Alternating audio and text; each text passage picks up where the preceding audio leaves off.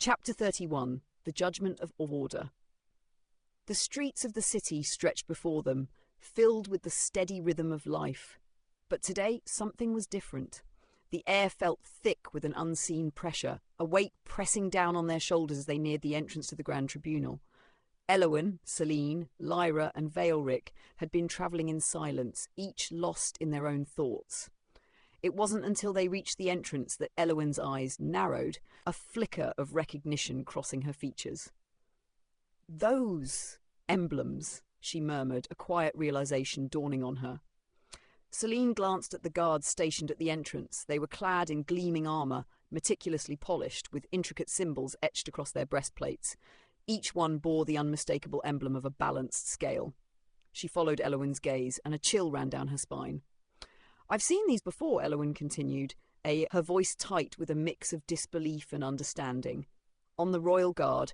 But these soldiers, they are followers of the goddess of order, all of them." Veilric's gaze flicked between the two women, his expression unreadable. "The goddess of order, I wonder what that means for us now." Before anyone could respond, two Aasimars, tall, radiant beings with wings of soft light, stepped forward. Their piercing eyes glowed with divine purpose, and they held their weapons with practiced ease, blocking their path. The air around them shimmered with celestial power. "Halt," one of the Aasimars commanded, their voice calm yet firm. "State your purpose." Elowen stepped forward, raising her hand in a gesture of peace. "Seek an audience with the Grand Tribunal." Before the Aasimar could reply, a voice, ethereal and distant, filled the air, a voice that seemed to echo from everywhere and nowhere at once. "Let them pass." The Aasimars lowered their weapons, though their eyes remained vigilant, and gestured for the group to enter. As they passed into the hall, the grandeur of the Grand Tribunal was overwhelming. High ceilings vaulted above them, and statues of long-forgotten gods lined the walls. The air buzzed with divine energy, the weight of countless judgments having been passed in this sacred space. In the centre of the hall stood a figure, clad in radiant armour that gleamed with an otherworldly light. Her presence was undeniable, as though the very laws of the universe bent around her. She was tall, her posture regal, and her eyes, piercing and unyielding, met Elowen's with unsettling certainty. "I am Gayrever," she announced, her voice resonating like the ringing of a great bell, "judge of all mortal law, messenger of the gods." A palpable tension filled the air as the two parties sized each other up. Elowen, sensing the weight of Gayrever's gaze, felt the old, familiar stirrings of her divine heritage. A part of her recoiled, instinctively understanding the Valkyrie's purpose. "Why have you come, Princess?" Gayrever asked, her voice sharp, a sword poised to strike. "You, who carry the mark of an evil god in your veins." Veilric stepped forward, his face calm but his mind racing for the right words. "Elowen is not a mere vessel of evil. She—" "Enough!" Gayrever interrupted, her voice cold and unyielding. "You do not fool me, Archmage. I sense what she is. Her power, her very essence. It calls to me. It is the power of chaos, of corruption, of a god not meant to walk this world." Elowen clenched her fists, her breath sharp. "You will not imprison me," she declared, her voice steely. "I will not be bound by your judgment." Lyra, ever the tactician, stepped forward as well, her voice smooth and persuasive. "But we are not here for judgment, Gayrever. We are here to find a way to stop the true evil that threatens this world. You know that." The Valkyrie's gaze flickered between the group, but her resolve remained unbroken. "The truth of your nature is undeniable, but I will listen. What is it that you seek?" Veilric spoke again, his voice deliberate, his words carefully chosen. "We seek the knowledge of the heavenly chain, the only means to bind the evil god that plagues this realm. How can we forge it?" Gayrever's expression softened ever so slightly, though the air around her remained heavy with divine authority. "The heavenly chain. It is not a simple tool to be wielded by mortals. To create it, you must seek the artisans of the divine, those who walk between worlds. They dwell in the depths of this city, hidden from mortal eyes." "And who are these artisans?" Elowen asked, her voice edged with urgency. Gayrever's gaze turned distant, as if seeing something far beyond them. "I will tell you where they are, but I will offer no further aid. The path you walk is dangerous. You must walk it alone." With that, Gayrever turned, her voice reverberating like a final decree. You will find the answers you seek in the Temple of the Hidden Forge. Seek the one who shapes the chains of fate. They alone can guide you. The air grew still as her words settled in their minds. Despite the tension that hung thick in the room, the Valkyrie said no more, leaving them with only the knowledge of their next step. The conversation was over, and the fate of Elowyn and the world now rested in their hands. As they left the Grand Tribunal, the weight of their task settled upon them, heavier than ever. But they had no choice but to press forward. The city was vast, its mysteries endless, and somewhere within it, the key to stopping the evil god and preventing Elowyn's imprisonment awaited. As the group exited the Grand Tribunal, the weight of Gaerever's words still hung heavy in the air, and the tense silence between them was palpable. Veilric, ever the scholar, was the first to break the quiet, his hands already weaving the motions for a spell.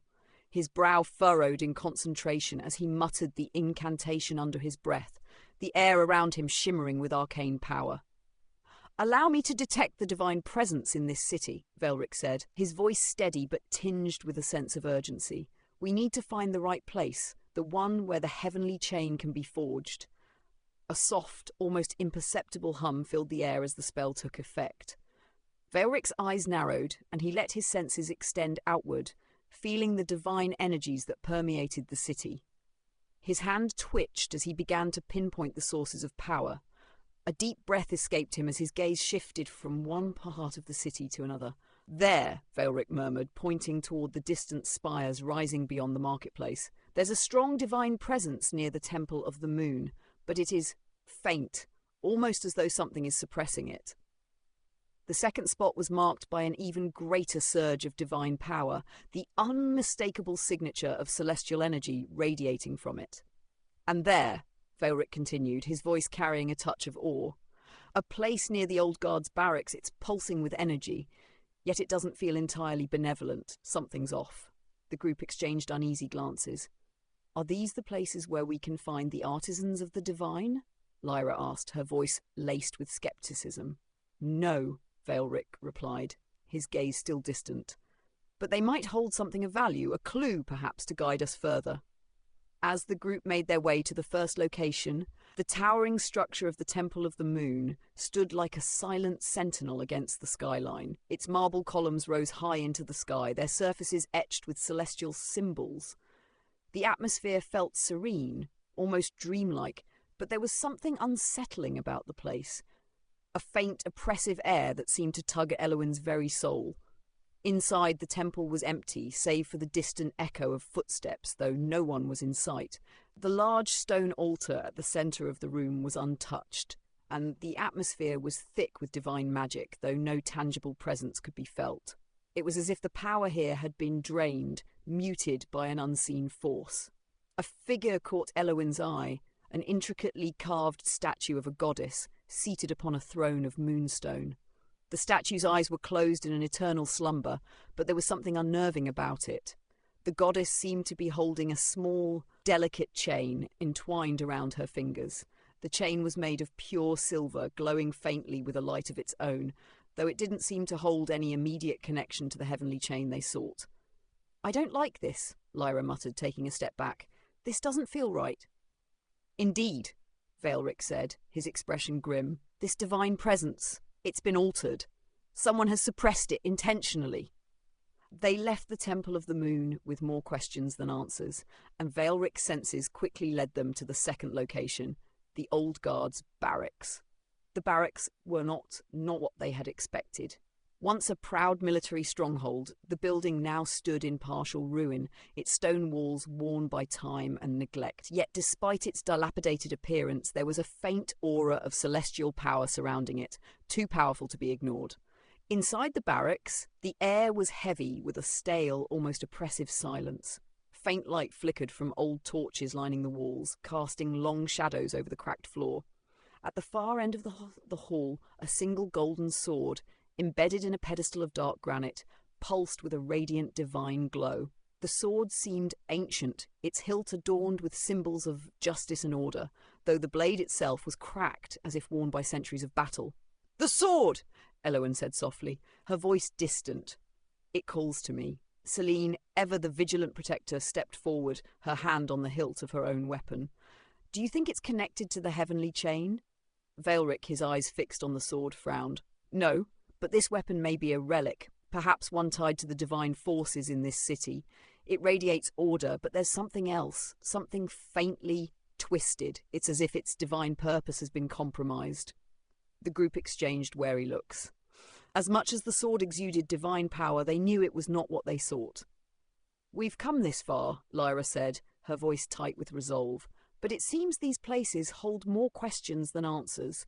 We need to find the true source of the chain, the one who shapes the fate of the gods. Vaelric nodded, his expression pensive. Indeed. We've learned something important, though. The divine power here is being manipulated. There's something in this city, something older and darker than we've realized. We must be cautious. Eloin's thoughts drifted to the encounters with Gerivir. Despite the Valkyrie's conviction, there had been moments in the conversation when the goddess within her had recoiled, almost frightened. She had blanked out in the middle of the meeting, her mind a void, as if something within her had shut down in fear of being revealed. "Why did I speak like that?" Eloin asked, her voice barely audible. "I don't even remember what I said." Celine, walking beside her, placed a gentle hand on her shoulder. "I think you know. The evil god within you is frightened, Eloin. It fears the judgment, the scrutiny. It's hiding from Garivir's gaze, terrified of what might happen if the Valkyrie uncovers its true nature." Lyra nodded. "We'll have to face it, but not here, not in front of a judge of mortal law." Eloin nodded, her mind a whirlwind of thoughts. The path ahead was still unclear, but one thing was certain. The search for the heavenly chain would be far more dangerous than they had ever imagined. As the group left the old guard's barracks, the weight of their discovery lingered. Eloin's thoughts swirled around the golden sword and its divine aura, but her hands were restless, almost drawn back to the blade once more. Her fingers brushed the hilt again, and before anyone could react, they felt a sudden pull, a strange force that yanked them along with her. "Eloin!" Celine's voice was sharp as her hand grasped Eloin's arm, but it was too late. The tug was too strong, as if the sword itself had awakened something deep inside her. Lyra, too, grasped Eloin's other arm, trying to pull her back, but their combined strength only seemed to increase the force. They were dragged, stumbling, towards the pedestal where the sword rested. In one swift motion, Eloin's hand wrapped around the hilt. The world around them shifted. A dizzying wave of light and sound surged through the air, and Eloin felt herself falling into the vision. Before her stood a figure, an angel. Her form was bathed in blinding light, her face obscured by an ethereal glow that left her features hidden. 6 wings, radiant and powerful, spread from her back, their feathers shimmering like the finest gold. "You hold what is both a weapon and a key," the angel's voice echoed, soft and commanding, filling the air with a divine authority. "The blade you seek will aid you in time, but beware, for to wield it you must face your greatest fear. Only then will you unlock its true power." Eloin felt her heart race, her breath catching in her throat. Fear. The word echoed in her mind, the meaning of it lost in the overwhelming presence of the angel. Suddenly, the angel's shadow shifted, growing long and dark, transforming into something monstrous. It stretched, taking on the silhouette of a massive dragon-like creature. Eloin blinked, confusion flooding her senses. The creature's form was as large as it was terrifying, its wings unfurled like a storm cloud. But just as quickly as the vision appeared, it began to dissipate, leaving only the lingering echo of the angel's warning. Before she could speak, the vision began to dissolve like mist beneath the morning sun. The angel faded away, her wings disappearing into the bright light, leaving only a hollow emptiness behind. Suddenly, Eloin was back in the barracks, her grip still tight on the hilt of the sword. The air was thick with silence as she stared at the weapon in her hands. The radiant glow had vanished, and where the blade had once been, only dust remained. The sword's once sharp edge had turned to ash, falling like fragments of forgotten dreams to the floor. All that remained was the hilt, a faint golden light flickering within it before it too began to dim. The group watched in stunned silence. "Eloin?" Celine's voice was filled with concern. "What happened?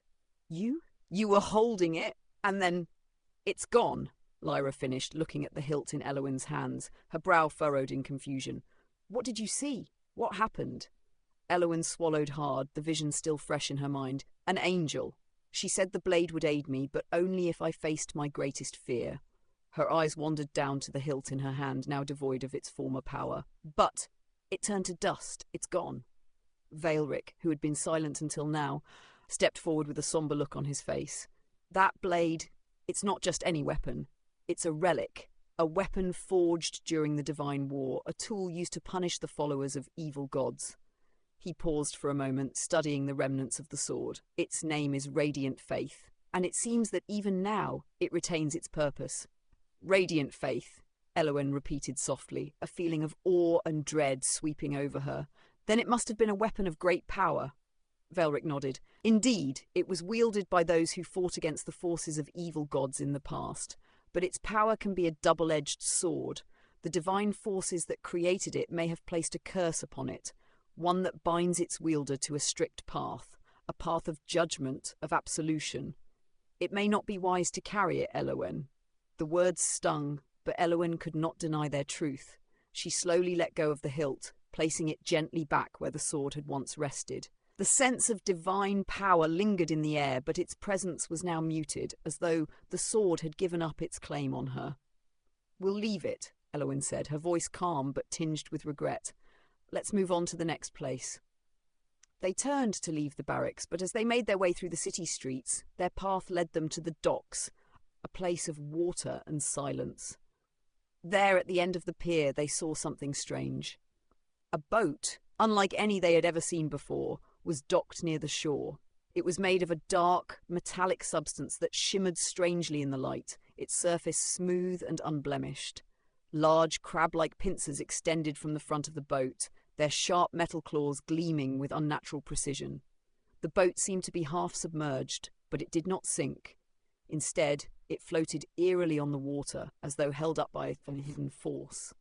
Curiosity led them closer. As they drew near, they heard something, soft at first, like a whisper carried by the wind. But it was no whisper.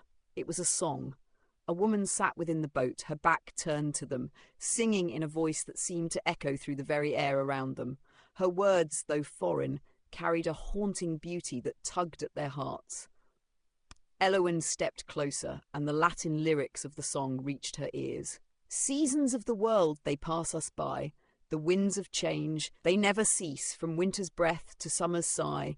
The leaves will fall, the stars will rise, I watch eternal from the height, the dawn, the dusk, the endless night. I see the years in their endless flow, yet through it all I never go. The song seemed to dance around them, its rhythm mirroring the eternal cycles of the seasons. It was a song of change, of time, but also of something unchanging, something eternal, as if the singer herself had witnessed all the seasons, all the eras, without ever fading away. The woman's voice faded, and as Elowyn approached, she saw that the woman's face was hidden beneath a veil of shimmering light. She could not make out her features, but there was something deeply unsettling about her presence. "Who are you?" Elowyn called out, her voice breaking the spell of the song. The woman turned, her veil glimmering with an ethereal glow, and her eyes, two orbs of perfect timeless reflection, locked onto Elowyn's. She smiled, though her lips never moved, and the song lingered in the air like the last note of a forgotten melody. But there was no answer, only the faintest echo of her song carried on the wind.